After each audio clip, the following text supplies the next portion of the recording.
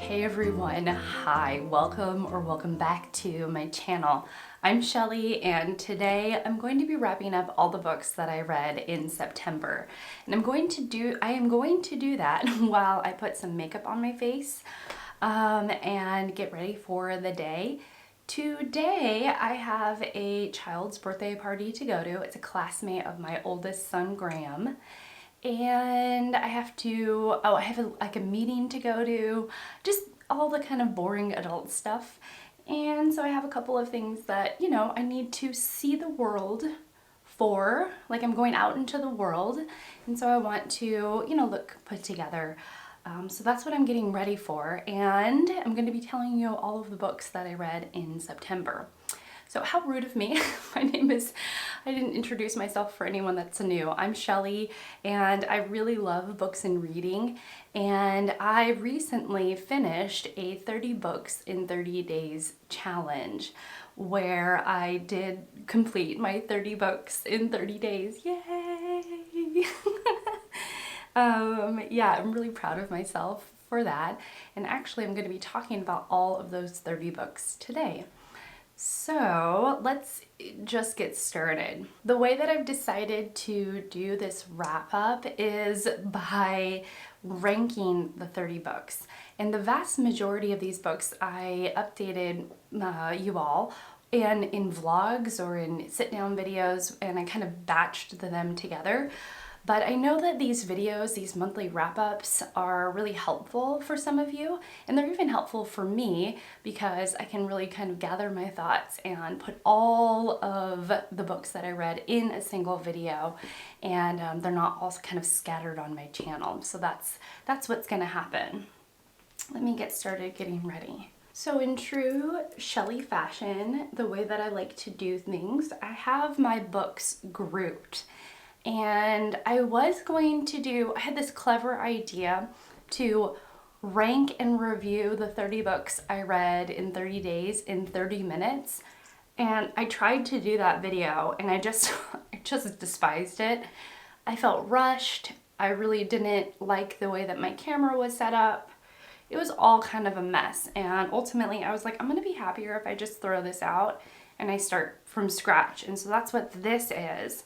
And I realize that I have quite a few groupings in my what worked for me and what didn't work for me. And so I'm going to kind of talk through things in groups. I'm not going to kind of talk through things in groups. I'm going to talk through them in groups as much as possible.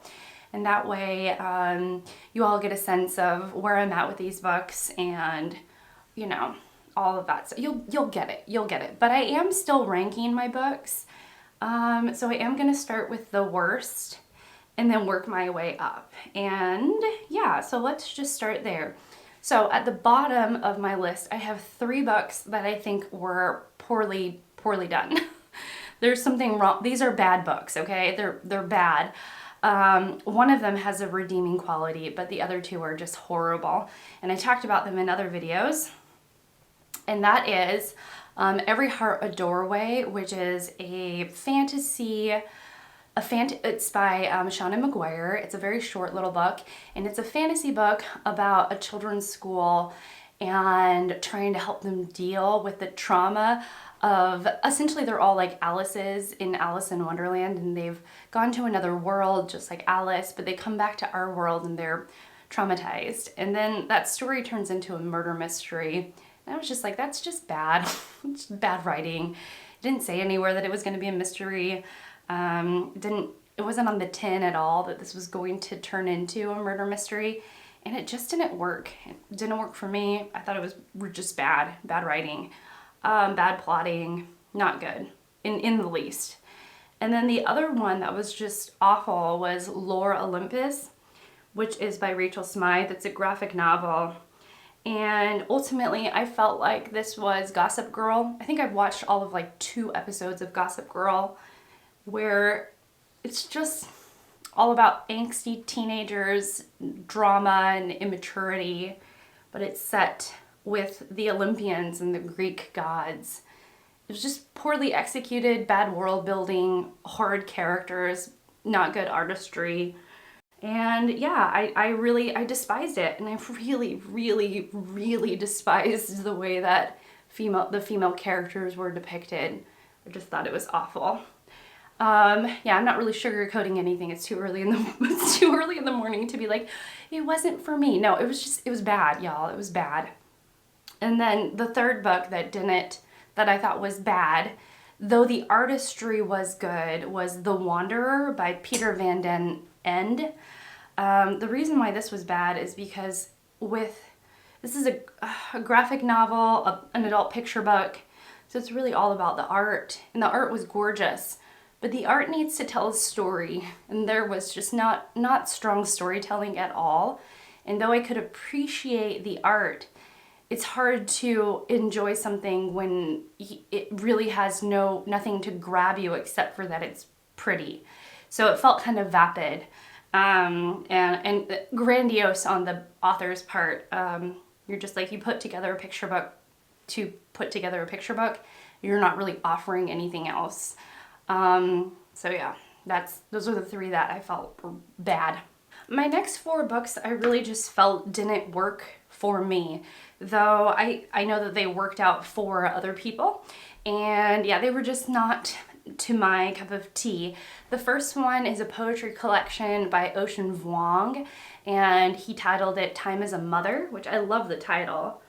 And there were a couple poems that I enjoyed, but I just struggled to connect with the themes and the way that Ocean Vuong was approaching the themes. A lot of it was thinking about his mother, his relationship with his mother, and breaking through like the grasp that sometimes childhood has on a person. I love the theme, I really did, but I found this poetry collection did next to nothing for me, which was such a shame because some people really loved it. So I've been told to try it on audio, and I might if I can ever find the audiobook through my library. The other one was Through the Woods by Emily Carroll, a Canadian artist and illustrator. This is a graphic novel, and it's a horror graphic novel. And I know this about myself, and I was reminded that I just don't like horror. I don't like being scared. I don't like being in that place of being scared. And though I appreciated Emily Carroll's art, she's too good at her job, basically, and the stories were too scary for my sweet little heart. So though I could appreciate what she was doing, it wasn't for me. The next book I actually have here, and that is a separate piece. I should put it over here. Oh man. Okay, let me put this down. Okay, it's a separate piece by John Knowles. I read this with my friend Sonja.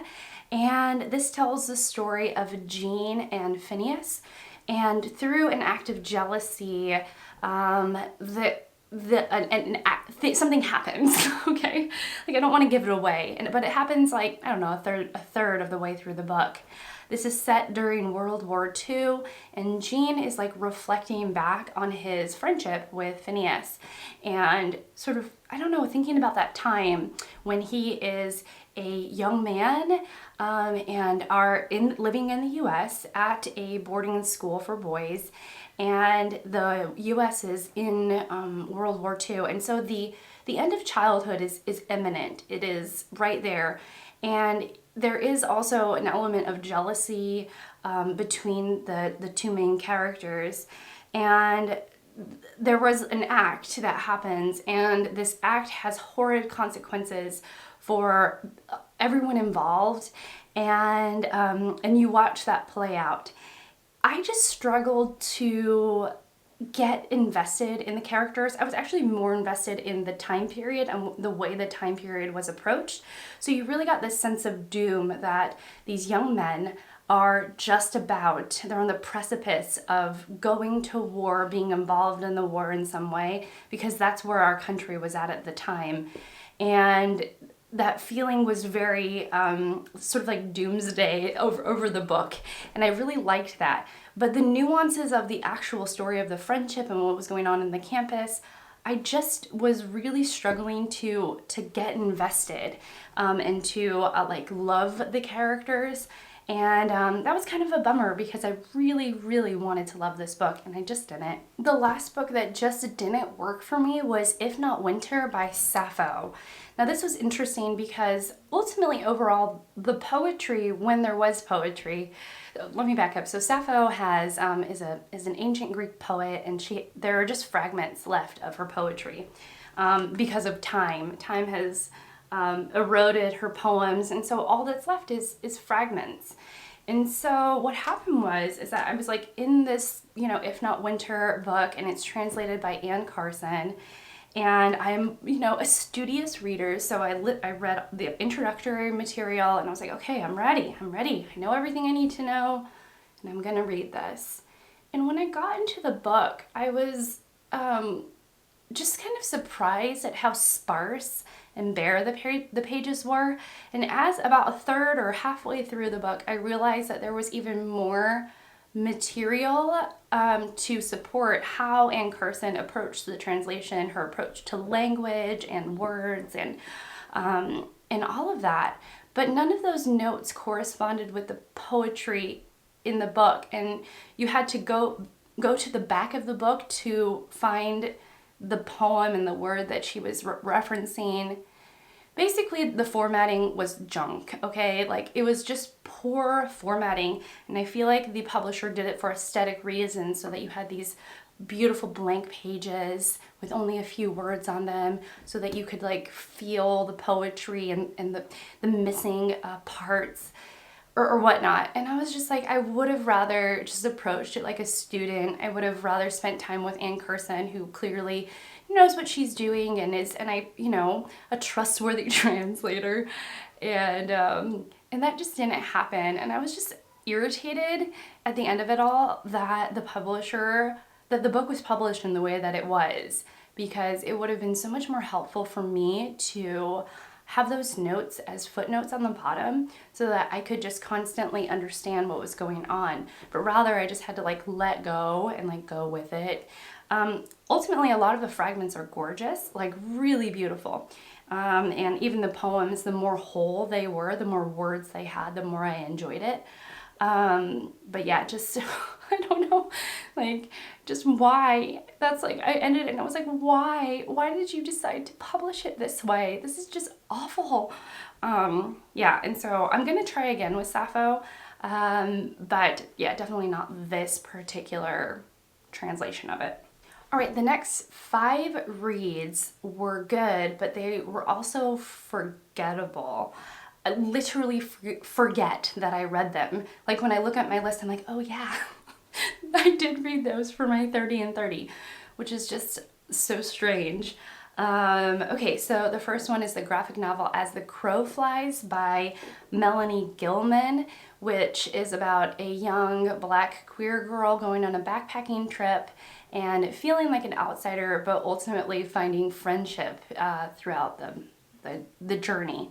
It was sweet, the art was pretty, but again, I just forget that I read it. The next one is Night Sky with Exit Wounds by Ocean Vuong. This is Vuong's first poetry collection, critically acclaimed. I really loved the ancient references he was able to tie into his poetry. This is more about his queerness and his relationship with his father and his background. But again, I often forget that I read this. The next one is An Elderly Lady is Up to No Good, in which a older lady, this is by Helene Thurston, and it was translated by Melanie Dillard.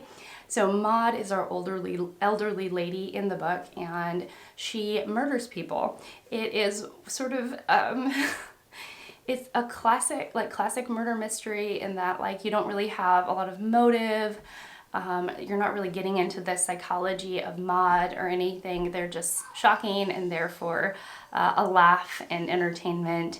And it did do that. But ultimately, it's just I read it and it's gone out of my brain.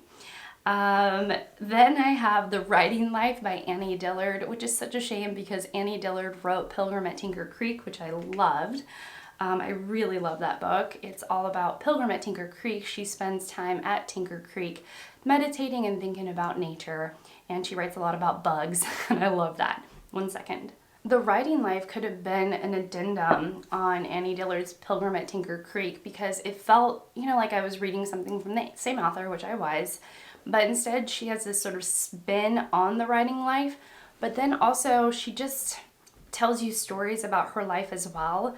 But there was something that I just struggled to connect with. I liked when she talks about bugs, but ultimately the piece that stands out in my mind is Pilgrim at Tinker Creek versus the writing life. Like, I literally am like, oh yeah, I've read 2 Annie Dillard books this year, not just one. I don't know why. There was something that is not sticking with me about that. And then this last one, and again, I'm still ranking them, like I'm moving up the line, so they are getting better and better as I'm talking about it. The next one, it's strange because as I've categorized them, it could have fallen into the not for me category, but then there were parts that I really loved, and that was The Man Who Saw Everything by Deborah Levy. Deborah Levy, I read 2 of her books this month, and The Man Who Saw Everything is the fiction book that I read, and it's about Saul Bellow, who is a narcissist and truly just not a great person, and it's about sort of his relationships. This is set in 1988, and he is a professor, and it's partly about his relationships, which was entertaining and interesting to read about. But the fascinating part was that he spends time in East Berlin, and at that time, East and West Berlin are separated, and I just had never spent time in that. I'd never spent any reading time in that time period where East and West Germany are truly separated and the Cold War is going on. And I really enjoyed being with the characters and feeling the intensity of the situation of being a resident in East Berlin. But that was not the thrust of the book. The thrust of the book was this narcissist Saul Bellow who... The story kind of goes off the rails, but then also the story went off the rails in a way that I didn't care for. So yeah, it didn't work for me, but then I love the time period, and I was like, I really want to get my claws into East and West Berlin in the 80s, because I think that is a fascinating time period. So it was strange. It was like Deborah Levy made me really interested in the politics of East and West Germany, but couldn't quite pull it off when it came to the character. The next 6 books I thought were really good. I really enjoyed them, but they just didn't make my favorites for one reason or another. So the first one is, The Vagina Monologues by Eve Ensler. So Ensler, these are told in monologues. They're short, almost like little short stories, funny, and all about how to sort of get rid of the shame that women have around their vaginas. It was effective, it was humorous, and I could see why it is a modern feminist classic today. Really, really enjoyable. The next book is The Psalm for the Wild Built by Becky Chambers, which is about Sibylline Dex, who is a tea monk, and in this world that Chambers is building, the tea monks make tea and comfort those who need help. They're like this, almost like a therapist. And Sibylline Dex doesn't know if this is what they want to do anymore, and so they go on a quest, and on that quest they meet Mosscap, which is a robot, and their banter is very cute. It is the quietest, sweetest, cutest little story, and I loved it. I just loved it. It was so sweet. But yeah, it just doesn't stand out as one of my favorites because of its like sort of quiet solitude. It was just one of those gentle stories that I loved being in, and then like look back on it with fondness kind of deal. Oh, the next one I actually have here, and that is The Nickel Boys by Colson Whitehead. I read this with Kristen at Enter the Book, and it tells the story of, let me actually remind myself. Okay, I know what this story is about. I just needed to be reminded about the main character. The main character's name Elwood. This is set in the early 1960s. He's a young black man, still in school, so he's young, like teenager. And through a series of unfortunate events, gets sent to the Nickel Academy, which is a reform school. And there, he meets a friend. I forget the friend's name. Turner. I read this earlier in the month. His friend, he makes a friend, Turner, and through the story, you understand the horrors of reform schools during that time. But also you get to see this really stunning and lovely blooming friendship between Elwood and Turner.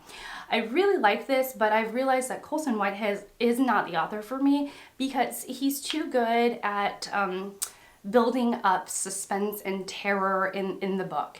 And this is the second Whitehead book that I've read. The first one was The Underground Railroad, and it's just too much for my heart. It truly makes me uncomfortable, even though I feel like this book is so well written. It's short, every chapter is just perfectly done. It's just a great book. I just struggle to love these kinds of books when it puts me in the space of being the icky, it's terror. It's horror kind of. It's horror adjacent, and that's just not the kind of reads that I like. Though I can totally appreciate what Whitehead is doing, I've just through this book realized that I don't want to read any more Whitehead. You're just too good at your job. All right, the next one is Karen Joy Fowler's Booth, which was long-listed, though not shortlisted, for the Booker for this year. And Booth tells the story of the Booth family in John Wilkes Booth, who assassinated President Abraham Lincoln. And little did I know, and quickly did I learn, that the Booth family is a family of Shakespearean actors. I thought this was delightful. I loved the Shakespeare references. I loved being in this world of pre-Civil War U.S. and really kind of hanging around with, thespians. I liked it. I thought it was cool. It was really fun. And she did a really good job not just focusing on John Wilkes Booth, but illuminating other family members around them.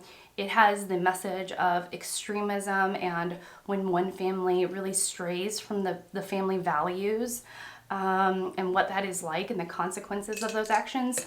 I actually thought that the climax was too near the end of the book, and I would have loved the following action and resolution to be quite a bit longer. And it overstayed its welcome quite a bit, I think. It was a little wordy for me. So, it was a good book. I really enjoyed it. And I was sad that I didn't move on with the Booker. Then I have The Cost of Living, my other Deborah Levy book, which is part of her Living Autobiography series. I'm not sure why she just doesn't call them memoirs, but Living Autobiography. I'm here for it. And it's really about the time sort of immediately following her divorce and rebuilding herself as a mother, as a writer, and rebuilding a new life that she is, satisfied with. And it's very much slice of life, and I liked it. I thought she was not pretentious. I thought she was very grounded and down to earth and talked a lot about what it means to be a female and a writer, and I just was here for it. A lot of the vignettes or the stories that she included, I still think about. I thought they were really charming. Yeah, nothing more really to say on that. And then, the last one is Elena Ferrante's Troubling Love. And this is translated from the Italian by Anne Goldstein, who I think translates all of Ferrante's work. This tells the story of, I don't remember the main character's name. So if it comes to me, I'll insert it somewhere. But her mother, at the very beginning of the book, the thrust of the book is that her mother is murdered, and the daughter is trying to figure out what happened. What happened to her mother. And so it's kind of this murder mystery, but also thinking about her mom and who she was, and the main character sort of goes back in time with, I mean, in her mind of reflecting on memories, both good and bad, with her mother. Ultimately, it was very brutal. It was really brutal. Like, I think it is akin to The Bread the Devil Knead, but the main character of The Bread the Devil Knead by Lisa Allen-Agostini, Alethina, that main character, was just more endearing than Elena Ferrante's main character. And yeah, quite brutal. Like, after I read it, I was like, I need a palate cleanser tonight, otherwise I won't be able to sleep. So that kind of brutality. But ultimately, I love Elena Ferrante. I've loved her works, and I did enjoy it. It was just, you know, not a favorite. All right, then we're gonna get to, I guess, 11 of my favorites. I will try and be brief, y'all. Let me finish some of this eye makeup. Okay, so starting at the bottom of the best, so still really, really good. It is For Love of the Game by Michael Schirra, which tells the story of an aged pitcher, like baseball pitcher, who is trying to figure out, should he continue with his career or is it time to move on? And I just liked it. I thought it was so, I don't know, just charming. I was really invested in Billy Chappell, the pitcher, and his struggle and thinking about this. And of course, as he's thinking about this big decision, you get other pieces of his life and what's going on. And I just really enjoyed it. And ultimately, I walked away thinking, Michael Schirra, I'm interested in what other things you've done. He's a Pulitzer Prize winning author, but not for this book, not for Love of the Game. But yeah, and I was just like, I'm really curious as to the other things you've written, because I just thought it was just well done. It was just like one of those really well done short books, and I can highly recommend it. Definitely great. I read this and the Ferrante book with my friend Fraser Simons at the channel Springboard Thought. Okay, and then moving up the list, I also read Brokeback Mountain by Annie Proulx, which is, I mean, which is the story of Eunice and Jack, who are ranchers, or you know, working on the ranch, working at Brokeback Mountain, and during that summer they fall in love. And it is the consequences of feeling shame about yourself, and denying like who you are, and trying to kind of push away who you really are. And it was just well done. Every scene was perfect. Prue's writing is gorgeous. The dialogue was great. Everything about it was great, y'all. So, and it's very short. I saw another bind up of a single volume of this like yesterday. I didn't grab it because I love my copy, but yeah, if you ever see this, just grab it and read it. It's fantastic. All right, my next favorite is Convenience Store Woman by Sayaka Maruta, and it's translated by Jenny Tapley Takamori.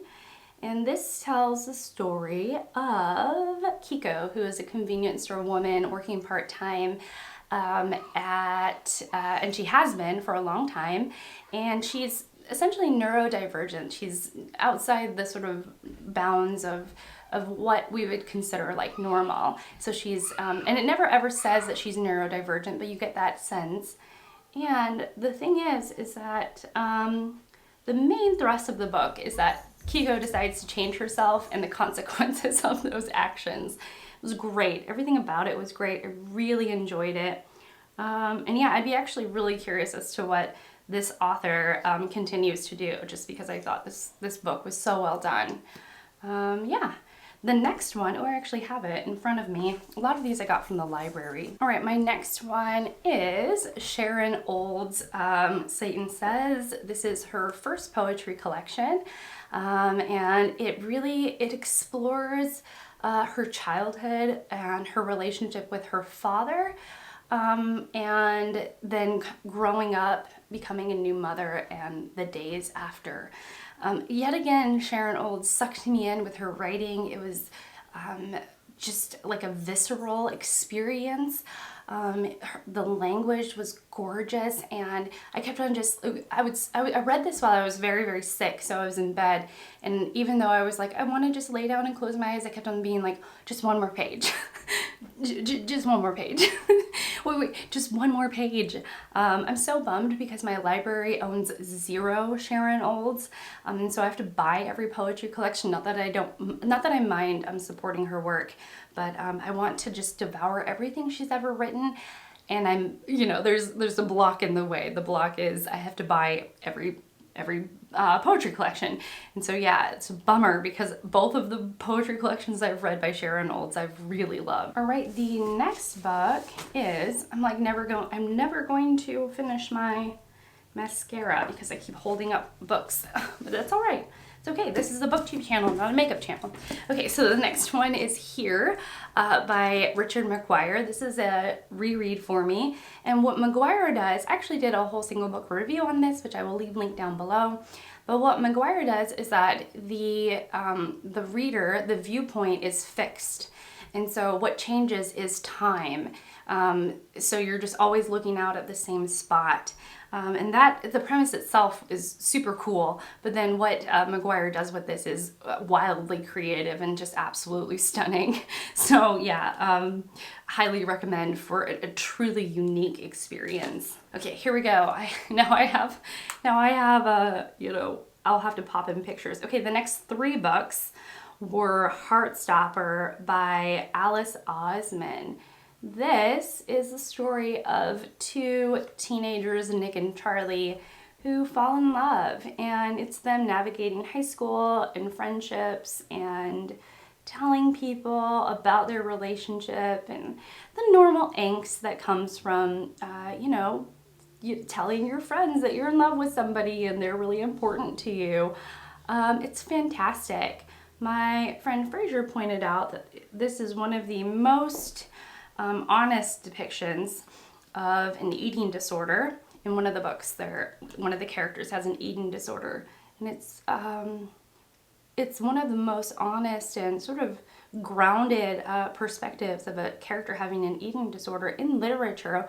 And I would tend to agree with that. It's really good. It's sweet. It tackles hard topics without being over the top or too much.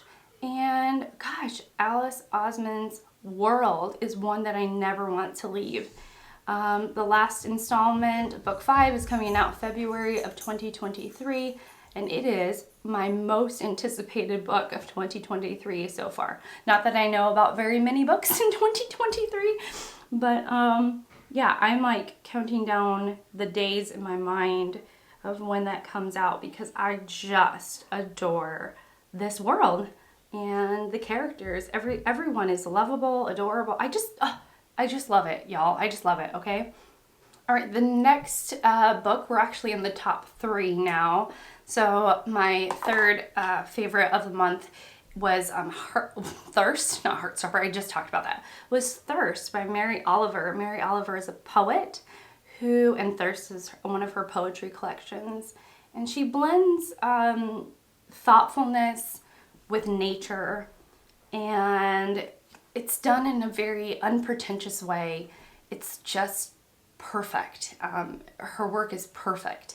And as I've been weathering a lot of changes in my life, just reading her poems, I just felt like they met me at the most perfect time. They were exactly what I needed to hear. They were exactly what I needed to absorb. And so many times I ran over to my husband, or I took a picture of the poem and I sent it to him, and I was just like, this gave me comfort.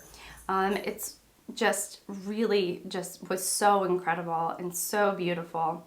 And if you've never read Mary Oliver, I mean, start anywhere. Her work is so cool. And again, I just feel like she's not trying to sound smarter than she is. She is not trying to make the poems more than they are. They're just what they are, and they're exactly the balm that I needed for a sorrowful heart at times. So yeah. And then let's see, my second book, my second favorite, is there because I truly cannot stop thinking about it. I think about it almost daily. And of course it took the internet by storm, and then I read it. I read this book, and I was like, okay, so I read it. But I read it at like the beginning of the month. It was the 4th book that I finished, and I'm still thinking about it. I still consider it and wonder about it. And it was I'm Glad My Mom Died by Jennette McCurdy. Jennette McCurdy was a star on Nickelodeon for iCarly, a show I never watched. And it is about child stardom and the relationship she had with her mother, which was abusive, tumultuous, frustrating in many ways to read about, and the consequences of living with somebody who was like that, living with a mother who was like that, and the sort of the growing up of being someone who was a child star and being recognized, and yeah, the fallout of that. It talks in depth about eating disorders, talks very graphically about eating disorders. And at first I thought, like, I don't know if this is going to be for everyone. And I do think that if you're somebody who already knows that you can't read that kind of stuff, then yeah, don't read it, you know? But then I also thought that, like, being so detailed about her eating disorder really, I think, helps take away the shame that so many have around their own eating disorders. It's almost like if somebody, when somebody experiences sexual abuse, and reading sometimes graphic scenes of sexual abuse helps that person feel less alone, helps them confront their own trauma, see themselves in others, you know, the writer, and connect with somebody on a level that otherwise wouldn't be reached if those details were glossed over. And that might be true for one reader, but then another reader might be like, whoa, that was way too much. It was triggering. It was all of the above. And though I can appreciate that, you know, it's too much for one person, another person can really be seen because of that, because of those details, because of the way the author approaches the topic with complexity and honesty. And I have come around. I've been like, you know what? I really think that her sharing the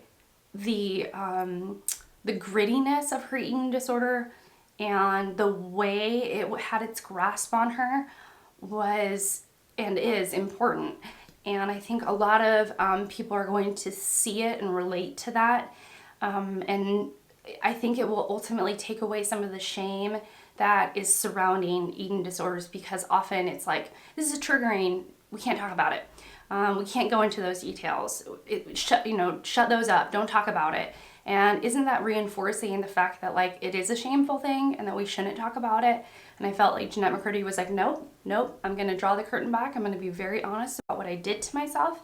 And I'm going to talk about it. And I thought that was really powerful. So I've kind of come around. And again, I continue to think about this book today. And then my very favorite book, oh my gosh, I'm gonna finish the makeup off right now. Finishing it off. Okay, y'all. Whew. My favorite book of the month was The Trees by Perceval Everett. Oh my gosh, I love this book so much. My shorthand for this book is, what is my shorthand for this book? It's the show Twin Peaks, but make it Southern and make it racist.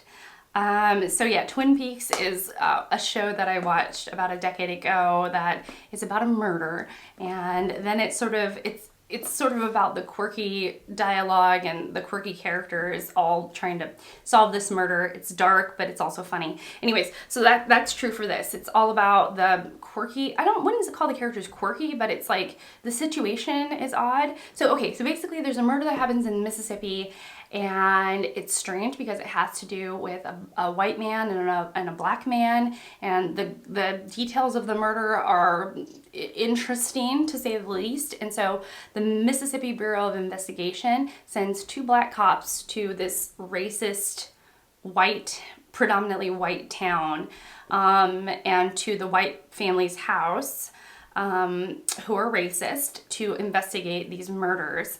And it's like self-aware. The cops are aware of the awkwardness of the situation. And it's like Perceval Everett is exploring racism and racist ideas, which are uncomfortable and make my stomach churn, and then immediately 2 seconds later would have a quip or a joke. The dialogue is so perfect. It's really speedy in its plot. I was very sucked in, and it sort of goes off the rails, I would say, and I think that doesn't work for some readers, but for me, it was so freaking satisfying. I loved it. I loved it so much. I want to read it again. I want to buy this book. I would give this, usually I'm like, oh, I'll just give the book away to the people that I think would really like this book. And I'm like, no, no, this is staying in my collection forever. I told my husband if there's one book he should read this year, it's this one. Just because it's really entertaining. My town is named by name. The town that I live in currently was named by name in this book, which is a shameful thing. You'll know when you read it, that the towns named in here it's not good. And yeah, I want to give this to my friends, my family. It was so good. It was so satisfying up until even the very last second. I loved it. I loved it so much. So yeah, I don't think this is the end of me and Perceval Everett. And yeah, if you haven't read it, please read it. It's on the short list for the Booker, and gracious me, I hope it wins. So yeah, anyways, that's it from me. I think I'm all ready, and if not, I'll, finish up somewhere else, not on camera. But yeah, thank you so much for spending this time with me. If you've made it to the end, I would encourage you to subscribe. And stick around and, hang out with me more often. But yeah, that's it for me. So thank you so much for watching. Thank you so much for being here, and I will see you all in my next one. Bye, guys.